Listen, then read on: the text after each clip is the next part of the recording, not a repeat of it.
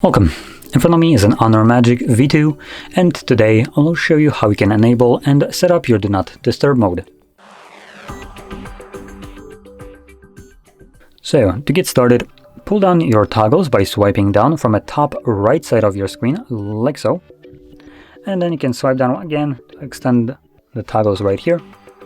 Obviously we're looking for the Do Not Disturb toggle, and it is a little bit lower right here, so you do need to swipe down on this panel to show you more of the toggles. Just kind of do this once more.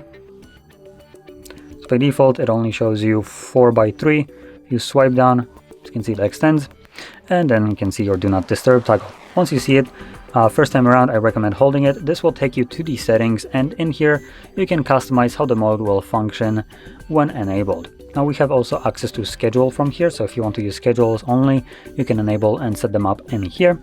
Additionally, you can choose who can call you, and also message you.